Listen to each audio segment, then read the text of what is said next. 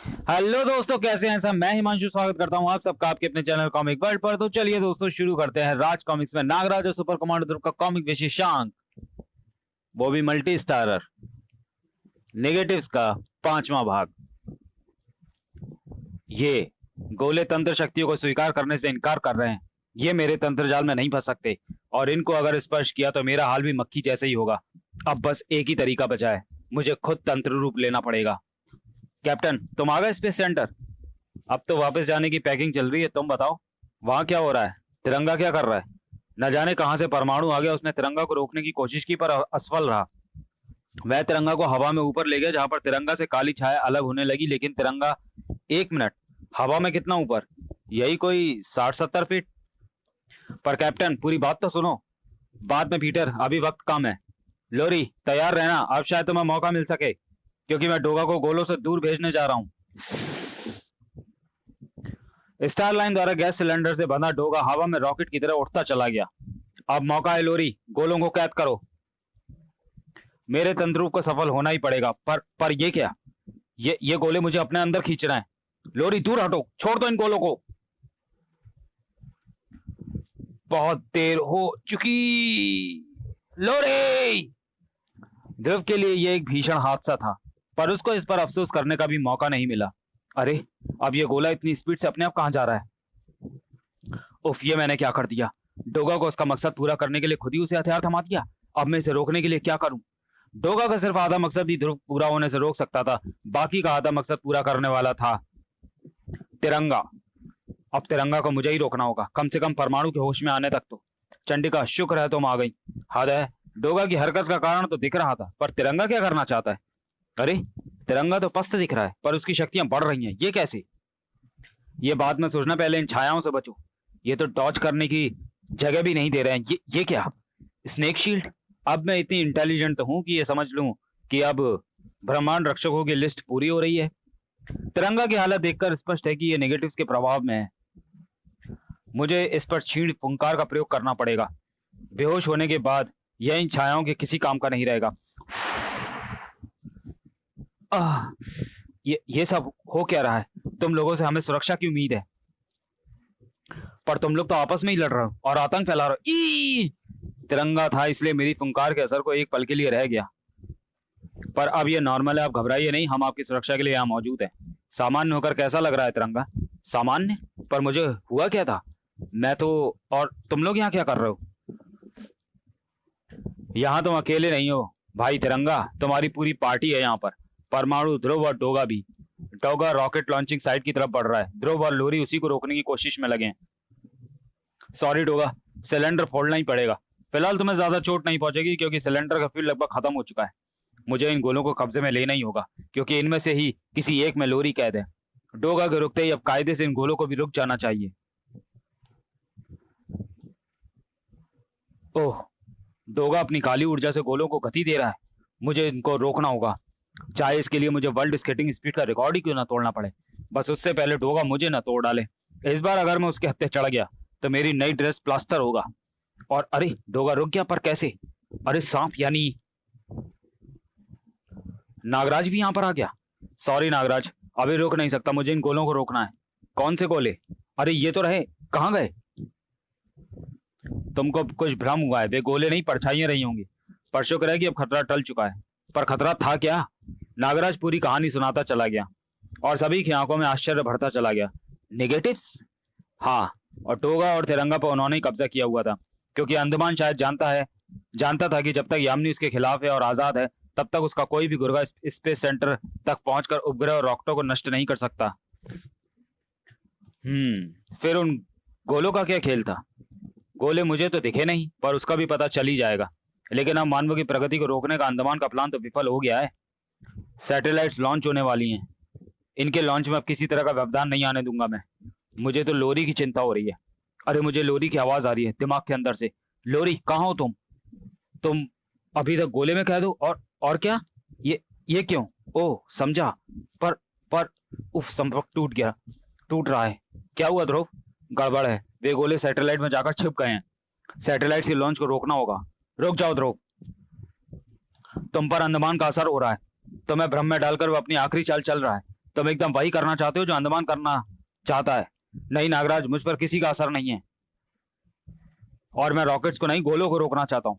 Rockets के अंदर उनकी मौजूदगी संदेहास्पद है, और तुम्हारी सोच मेरे दिल में संदेह पैदा करती है। मैं काउंटडाउन खत्म होने तक तो मैं जाने नहीं दे सकता। अरे, मेरे सांप तुम्हारे शरीर से अलग क्यों हो रहे हैं?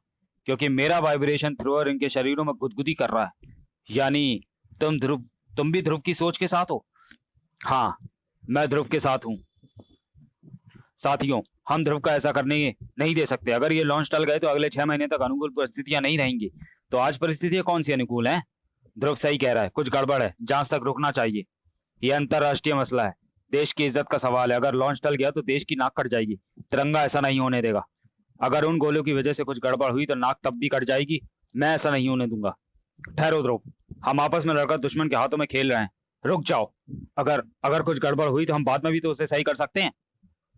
ये हम वैज्ञानिकों से बात करके तय कर सकते हैं। सॉरी ध्रुव, इस स्थिति में मैं तुम्हें कंट्रोल सेंटर के अंदर जाने नहीं दे सकता। यह चीटिंग थी। तिरंगा, अब हिटिंग होगी। ना ना ना, मैंने कहा ना कि मैं यहाँ कुछ भी गड़बड़ नहीं होने दूंगा। उठने की कोशिश मत करना ध्रुव, वरना तुम गलत कर रहे हो तिरंगा, और डोगा गलत को भी गलत तरीके से नहीं होने देता। काउंटडाउन शुरू हो चुका है, अब इसमें व्यवधान नहीं डाला जा सकता। परिस्थिति को समझो डोगा, परिस्थिति को तुम समझो नागराज। काउंटडाउन तो तुमने अब शुरू किया है। अगर नागराज में लाखों सर्पों का बल था तो डोगा की रगों में ज्वालामुखी का लावा था। तुम वाकई ध्रुव हो, अपने निर्णय पर अटल। मुझसे स्तंभ छीनने की कोशिश में तुमने स्टार लाइन का वार करके गलती कर दी है, क्योंकि अब तुम खुद स्टार लाइन के दूसरे छोर से बंधे हो। अब तुम चाहकर भी इस दूसरे डिस्चार्ज से बच नहीं सकते। गलत तिरंगा, क्योंकि दूसरे छोर से अब मैं नहीं तुम लिपटे हो। Good trick. डोगा के लिए नागराज को रोक पाना संभव नहीं था। गोलियां हर चीज का समाधान नहीं होती डोगा, नागराज को तो कतई। औरों के लिए गोली होगी, पर तेरे लिए दवाई की गोली है नागराज, क्योंकि ये एक्सप्लोसिव बुलेट्स तेरा दिमाग ठीक कर देंगी। मुझे समझ जाना चाहिए था कि डोगा मामूली वार नहीं करेगा। सॉरी नागराज, पर जब तक ध्रुव रॉकेट लॉन्च को रोक ना ले तो मैं रुकना ही पड़ेगा। माफ करना ध्रुव, इस क्षेत्र में अनाधिकृत प्रवेश निषेध है, तुम्हें रुकना होगा। उससे पहले तुम खुद रुक जाओगे परमाणु। तुम्हारी बेल्ट के एक बटन को दबाने भर की देर है। सॉरी चंडिका, तिरंगा से मुठभेड़ के बाद मैंने अपने कंट्रोल्स को वॉइस कमांड पर शिफ्ट कर दिया है। वॉइस कंट्रोल यानी अब सिर्फ तुम्हारा हुक्म चलेगा? बिल्कुल ठीक है, तो फिर बोलो। All system shut down. मेरी आवाज ये कहां से आ रही है? सिंपल, इस वॉइस रिकॉर्ड एडिटर से। इसने तुम्हारी आवाज को रिकॉर्ड किया और इसे स्लाइस करके ये मैसेज बना डाला। अब मैं वैज्ञानिकों को समय रहते रोक पाऊंगा। नागराज, तुम तो डोगा से उलझे हुए थे। फिर डोगा का दिमाग कुछ ज्यादा ही गर्म हो गया था, तो मैंने उसे ठंडा करवा दिया। ध्रुव भी ज्यादा बेहतर तभी सोच पाएगा जब यह ठंडे दिमाग से सोचेगा। अरे, ये मेरी शीतलहर नहीं बनेगी। वाइब्रो गैजेट के वाइब्रेशन पहले इसको चूर चूर करेंगे और फिर तुम्हारे घमंड को। ग्रेट, थैंक्स चंडिका, कमाल का गैजेट है। कमाल की तो तुम्हारी बहन है, ये गैजेट उसी ने दिया। याओ! बस ध्रुव, अब से छोड़ भी दो। काउंटडाउन में सिर्फ 1 मिनट बचा है, यानी समय कम है। उफ, ये सर्प मुझे बांधने में एक पल भी नहीं लगाएंगे। नागराज वाकई फुर्तीला है, मैं किसी भी चीज में इसकी बराबरी नहीं कर सकता। नागराज की अगर कोई बराबरी कर सकता है तो सिर्फ प्रकृति की शक्तियां, जैसे जल। अब रास्ता साफ है और मेरे पास कुछ ही सेकंड का समय है, या शायद नहीं है। नागराज से जीतना मुश्किल है पर हारना आसान है। ओह सॉरी ध्रुव, पर अगर ये तुम पहले ही कर लेते तो मुझे ये करना नहीं पड़ता। मैं जीत तो सकता था नहीं, हारना निश्चित था। तो मैंने सोचा कि हार कर ही जीता जाए। ये मेरे शरीर के हर कोशिका कांप क्यों रही है? क्योंकि तुमने उस सांप को अपने शरीर में समा लिया जो मेरा वाइब्रो गैजेट निकल गया था। मुझे उसे अपनी बेल्ट के कंट्रोल से फिर से एक्टिवेट करना पड़ा। थैंक्स चंडिका, तुम मेरा प्लान भी समझ गई और उस सांप की तरफ किया हुआ मेरा इशारा भी। अब मेरे पास 20 सेकंड का वक्त बचा है मेन पावर ऑफ कर देने का, और बैकअप पावर शायद 5 रॉकेटों के एक साथ लॉन्च कर लोड नहीं ले पाएगा। ओह गॉड, ये आइडिया तो फ्लॉप हो गया। मैं लोरी को बचा नहीं पाया। कोई बात नहीं ध्रुव, कम से कम तुमने कोशिश तो की, और उस कोशिश में तुम हम सबसे भिड़ गए। मुझे डर है कि कहीं तुम्हारी इन कोशिशों से लॉन्च में कोई व्यवधान न पैदा हो गया हो। नहीं नागराज, यह पावर कट का नतीजा नहीं, ये स्क्रीन तो पहले ही ब्लैंक हो चुकी थी। पर यह हुआ कैसे, हमें इसका कोई अंदाजा नहीं है। ऐसा लगता है जैसे किसी रहस्यमय शक्ति ने सारे विजुअल सिग्नल रोक दिए हों। सिर्फ इस स्क्रीन पर हमको सैटेलाइट्स के जरिए रॉकेट्स की लोकेशन मिल रही है। भगवान का शुक्र है कि रॉकेट सही पथ पर जा रहे हैं। सिर्फ 10 मिनटों के अंदर इन सभी सैटेलाइट्स के लिंक आपस में जुड़कर अपना काम शुरू कर देंगे। क्या इन सिग्नल्स के जरिए आपको इन उपग्रहों से किसी जीवित इंसान के संकेत भी मिल रहे हैं? नहीं ध्रुव, वैसे भी असंभव है। उपग्रह एयर टाइट प्लेन नहीं होते जिनमें कोई जीवित रह सके। तुम लोग बस कुछ मिनट और इंतजार करो तो एक ऐतिहासिक घटना को अपनी आंखों से देख सकोगे। ये भी कमाल है यार, गोरे लोग धूप से सांवले होना चाहते हैं और सांवले लोग क्रीम लगाकर गोरा होना चाहते हैं। यही तो, जब अंधेरा हो तो चाहते हैं कि काश सूरज निकल आए, और जब कभी सूरज चमक रहा हो तो चाहेंगे कि काश सूरज ढक जाए। ओ गॉड, ये क्या हो रहा है? आज सूर्य ग्रहण है क्या? ग्रहण में तो सिर्फ सूर्य काला दिखता है, यहाँ तो आधा आकाश काला हो गया है। यह जरूर किसी आने वाली बड़ी आपदा का संकेत है। या कयामत आ गई क्या?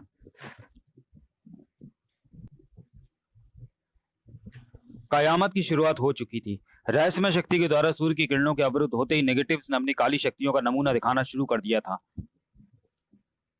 और अब उनका असर पानी पर भी फैल रहा था। और इस कयामत को पूरी दुनिया को अपने अंदर समेटने में ज्यादा वक्त नहीं लगना था। सर, अभी लॉन्च हुई एक सैटेलाइट के कवरिंग एरिया में कुछ अजीब सा घट रहा है। वहां पर ना बादल है ना धुंध, कोई ग्रहण भी नहीं है, पर सूर्य छुप गया है। एक खास क्षेत्र में अंधकार फैल गया है और लोगों को अजीब हमलावर काली आकृतियां नजर आ रही हैं। लोरी ने कुछ ऐसा ही कहा था। उन गोलों में सूर्य की किरणें सोखने की अद्भुत क्षमता थी। तुम बार बार किन गोलों की बात कर रहे हो? वही गोले जिनको यहां तक पहुंचाने के लिए शायद डोगा का सहारा लिया गया। मेरा मतलब, मैं समझा नहीं। ध्रुव पूरा घटनाक्रम बताता चला गया। मुझे ऐसा याद आ रहा है कि गोले जैसी चीज मैंने भी ट्रेन के पास देखी थी, पर अंडमान तो बंदी बन चुका है और यामिनी तल क्षेत्र में है। फिर यह काम किसका हो सकता है? एक मिनट, मुझे लोरी की आवाज आ रही है, वो मुझसे संपर्क बना रही है। ओह, वह इस बात की पुष्टि कर रही है कि असारा बीच पर अंधकार सैटेलाइट्स के सूर्य की किरणों को अवरुद्ध करने के कारण ही फैल रहा है। और ओह, स्थिति भयावह है। अंधेरे से नेगेटिव्स पैदा हो रहे हैं और इंसानों को कब्जे में ले रहे हैं। हमको तुरंत इस गुंडागर्दी को जड़ से उखाड़ना होगा। जड़ को कैसे उखाड़ोगे? क्योंकि जड़ तो तुम सब खुद ही हो। तुम सबने मेरी योजना का पूरा करने में थोड़ी थोड़ी मदद की है। शुरुआत लोरी ने उन ग्रहण गोलों को ढूंढ कर की, जिनकी तलाश मैंने बहुत पहले शुरू की थी, पर अंडमान ने मुझे कैद करके मेरी तलाश को वहीं रोक दिया था। यामिनी? हाँ, यामिनी। इस कहानी का मुख्य पात्र अंडमान नहीं, मैं हूं नागराज। यानी मैं तुमको बचा नहीं रहा था, बल्कि अंडमान को पकड़ने में तुम्हारी मदद कर रहा था। अरे पहले पूरी बात तो सुन लो। ये तो स्पष्ट है कि मैंने तुम्हारा प्रयोग अंडमान के खिलाफ किया। बीच में बोलकर मेरा मजा खराब क्यों कर रहे हो? लोरी द्वारा गोलों को खोजे जाने की खबर तल क्षेत्र तक तरंगों के जरिए पहुंचते ही अफरा तफरी मच गई। अंडमान जानता था कि मानवों के पास उन गोलों की रक्षा के लिए पर्याप्त शक्ति नहीं है। आज नहीं तो कल वे किसी न किसी नेगेटिव्स के कब्जे में आ ही जाएंगे। उसने उन गोलों को अपनी निगरानी में लेने का फैसला किया और यही वह गलती कर गया। गोलों के अंदर प्रकाश को सोखने की शक्ति थी और यह प्रकाश की ही शक्ति थी जो मुझे कैद किए हुए थी। जैसे जैसे गोले पास आए, मेरे बंधन कमजोर पड़ते चले गए और मैं आजाद हो गई। उस वक्त नेगेटिव्स का ग्रुप जहाज को तल क्षेत्र की तरफ ला रहा था और शिप के अंदर गोलों को ढूंढ भी रहा था। और जब मैं आजाद होकर शिप तक चुपचाप पहुंची, तब ठीक उसी वक्त केशनी और शक्ति के स्रोत उन 5 गोलों तक पहुंच चुकी थी और उनको अपने कब्जे में ले चुकी थी। मेरा काम और आसान हो गया था। मैंने केशनी और गोलों को कब्जे में लिया और चुपचाप वहां से निकल गई। लेकिन उन गोलों को पाकर तुम्हें क्या फायदा होने वाला था? धैर्य नागराज, धैर्य। इतना उतावला होना ठीक नहीं। मेरे साथी केशनी भी यह बात जानती थी कि शिप में गोले न मिलने पर पहला शक वफादार केशनी पर ही जाएगा, और गद्दार होने का दाग केशनी अपने ऊपर लेना नहीं चाहती थी। वह मेरी कैद से आजाद होकर भाग गई। मैंने केशनी को कुछ कमतर आंक लिया था और उसका खामियाजा मुझे भुगतना पड़ा, लेकिन फिर भी वे गोले मुझसे नहीं ले पाई। इसे केशनी की बदकिस्मती समझो या मेरी खुशकिस्मती कि केशनी भागकर तल क्षेत्र नहीं गई। शायद वह अपनी वफादारी साबित करने के लिए बिना उन गोलों के वहां नहीं जाना चाहती थी। देर सवेर मेरे आजाद होने की खबर भी अंडमान को लगी जानी थी। मुझे उस काम को जल्द से जल्द अंजाम देना था जिसके लिए मैंने उन गोलों को अपने कब्जे में लिया था, यानी कि सूर्य की रोशनी को धरती पर आने से रोककर पूरी पृथ्वी पर नेगेटिव्स का राज स्थापित करना। ओह, अब मैं समझा। लोरी सच कह रही थी और वह शिप का गार्ड भी केशनी गार्ड की परछाई बन गई थी। लोरी ये बात समझ गई थी और इसलिए वह गार्ड की आड़ में केशनी को साथ ले जाना चाहती थी। अच्छा, अब मुझे तेरा एंगल समझ में आया है। खैर, सुनता जा, तू भी अपना एंगल समझ जाएगा। किस्मत से मुझे जल्दी ही रास्ता मिल गया। 5 सैटेलाइट्स एक साथ छोड़ी जा रही थी। मैंने अपनी शक्तियां देकर कुछ मानवों के जरिए गोलों को ट्रेन में ले जाया जा रहे उपग्रहों तक पहुंचाने की कोशिश की, पर डोगा बीच में अटका। दूसरी तरफ से केशनी तिरंगा को अपना सहयोगी बनाकर गोलों को वापस कब्जे में लेने आ रही थी, परंतु यहीं वह गलती कर गई। वह मेरे नजदीक आ गई थी। इस बार केशनी का मुझसे बच पाना संभव नहीं था। केशनी के साथ ही मेरे पास 2 और सहयोगी हो गए, तिरंगा और डोगा। ऐसी अदम्य इच्छा शक्तियों को कब्जे में लेना मुश्किल काम तो था, पर एड़ी चोटी का जोर लगाकर सफलता मिल ही गई। प्लान तो तैयार था, पर खतरा भी तैयार था। मुझे पता था कि जैसे ही मैंने अपने छिपने के स्थान से पैर बाहर निकाला और अंडमान आया, मुझे सुरक्षा की जरूरत थी, और थोड़ी सी और जांच पड़ताल के बाद मुझे परफेक्ट बीमा पॉलिसी मिल गई। नागराज, वो दीनहीन को बचाने के लिए जान पर खेल जाता है। मेरा अबला प्लान सफल हुआ। नागराज ने अंडमान को हराकर पासा पलट दिया। उधर केशनी ने तिरंगा और डोगा की मदद से गोलों को सैटेलाइट तक पहुंचाया। हालांकि परमाणु ध्रुव ने काम में अड़ंगा जरूर डाला, लेकिन अंततः मैं सफल हुई। अब वे गोले सैटेलाइट के माध्यम से अंतरिक्ष में स्थापित होकर सूर्य के प्रकाश को धीरे धीरे सोखकर पूरी पृथ्वी को नेगेटिव जोन में बदल देंगे, और जब सभी नेगेटिव्स बन जाएंगे तो हमें तल क्षेत्र में छिप कर नहीं रहना पड़ेगा। अब या तो मानव स्वेच्छा से समर्पण करेंगे या फिर नेगेटिव्स बना दिए जाएंगे। तुम पागल हो गई हो। हर किसी में नेगेटिव्स बनने की क्षमता नहीं है। धरती के सीने में दबा हर इंसान भी नेगेटिव्स नहीं बन पाया होगा, तो उनको समर्पण करना होगा। अब हमारा विनाश चक्र चलता रहेगा। तुम हमारे संपर्क सूत्र हो नागराज। जब मानवों का समर्पण का मूड बन जाए तो आकर मुझे बता देना। इंतजार क्यों करना, जवाब लेकर ही जाओ। अरे ये तो गायब हो गई। मुझे तुम्हारी बात सुननी चाहिए थी ध्रुव। तुम्हारी जगह मैं होता तो यही करता नागराज। एक दूसरे को तसल्ली बाद में दे लेना। अभी सोचो कि क्या करना चाहिए। हम सभी का इस मुसीबत में थोड़ा थोड़ा योगदान है। इसको रोकना हमारी जिम्मेदारी है। सब फिर शुरू हो गए और कहते हैं कि लड़कियां ज्यादा बोलती हैं। सुनो, हमें 3 फ्रंट पर लड़ना है। पहला फ्रंट, हमें उपग्रहों के जरिए पृथ्वी पर फैले नेगेटिव्स के प्रभाव से निर्दोषों की रक्षा करनी है। यह काम मैं और डोगा आराम से कर सकते हैं। हम दोनों नेगेटिव से टकरा भी चुके हैं और इस ऊर्जा को धारण भी कर चुके हैं। अगर नेगेटिव्स भी इंसानों से ही म्यूटेट हुए हैं तो हमारे अंदर भी वैसी ऊर्जा कहीं ना कहीं जरूर छिपी होगी, और एक बार ब्लैक ऊर्जा धारण करने के बाद हमारे अंदर कुछ ना कुछ प्रतिरोधक क्षमता भी अवश्य विकसित हो गई होगी। हम सिर्फ 2 हैं और इनकी तादाद बेहिसाब लगती है। इनको रोकने का कोई और तरीका भी सोचना होगा। ठीक है, सोचते हैं। शुक्र है बनाने वाले ने दिमाग हाथ या पैर में नहीं फिट किया। सॉरी। मुझे ऐसा लगता है कि ऐसा करने के पीछे इनका कोई मकसद है। यह हमला बेवजह नहीं है। हमला सचमुच बेवजह नहीं था, और इसका कारण ब्रह्मांड रक्षकों को जल्दी मालूम हो जाने वाला था। दूसरा फ्रंट है तल क्षेत्र में जाकर अंडमान को आजाद कराना। ओह, इनको क्यों रोक रहे हो? आने दो नागराज को। ये तुम्हारे होने वाले राजा हैं। जरा तमीज से पेश आओ इनसे। हमें खेद है नागराज, पर तुम उम्मीद से जल्दी आ गए। समर्पण का पैगाम लाए हो ना? लाया नहीं हूं, लेने आया हूं। अभी भी समय यामनी। टकराव टाल दो, वरना नेगेटिव्स को मुझे अपना दुश्मन मानना पड़ेगा। दुश्मन? पति पत्नी की तरह? मुझे तुम्हारा विवाह प्रस्ताव का तरीका पसंद आया नागराज। नेगेटिव्स बनने की रस्म के लिए तैयार हो जाओ नागराज। मुझे नहीं पता कि यहाँ पर इंसान नेगेटिव्स में तब्दील कैसे हो जाते हैं, पर मैं इतना जरूर जानता हूँ कि इससे पहले कि मैं नेगेटिव्स में बदल जाऊं, मैं तल क्षेत्र का नक्शा बदल दूंगा। अब समर्पण कब करना है ये मुझे नहीं, तुमको तय करना है। तुम्हारे पास सिर्फ 1 मिनट का वक्त है, क्योंकि इतना ही वक्त मुझे तल क्षेत्र को धूल में मिलाने में लगेगा। तो इसे कहते हैं मर्द। इतनी शक्ति, इतना विश्वास। मैं तो तुम्हारी दीवानी बनती जा रही हूँ नागराज। मैं तो समर्पण कर चुकी, पर तल क्षेत्र का समर्पण कर दूंगी तो तुम राज किस पर करोगे? तो फिर मैं बेवश हूं यामिनी। मेरी विश्वंकार 1 मिनट से भी कम समय में इस पूरे तल क्षेत्र में फैल जाएगी, और फिर कितने नेगेटिव्स बचेंगे और कितने नहीं, इसकी जिम्मेदारी मेरी नहीं होगी। उफ, पर तुमसे ये किसने कह दिया कि नेगेटिव विशीन है? अरे सदियों से भूमि ने सिर्फ इंसानों को नहीं निगला है। तुम्हारे जैसे कुछ इच्छाधारी सर्प भी यहाँ पर दफन हो चुके हैं, जैसे काल सर्पम।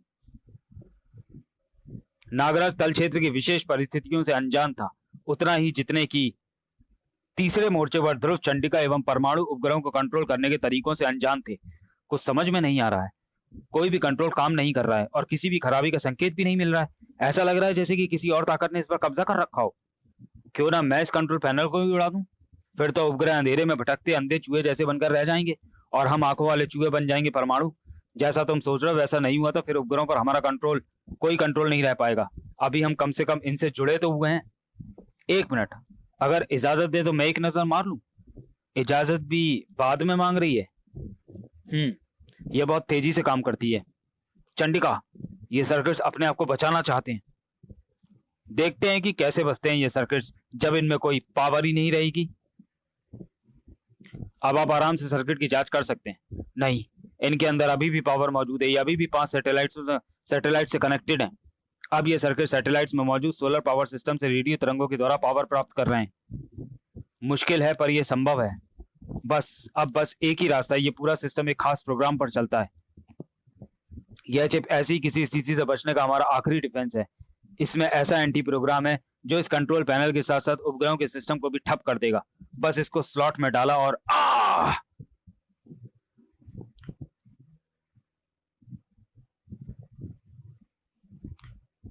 तो चलिए दोस्तों, वीडियो को यहीं समाप्त करते हैं और मिलते हैं नेगेटिव्स के छठवें और आखिरी भाग में अगले वीडियो में। तब तक के लिए धन्यवाद।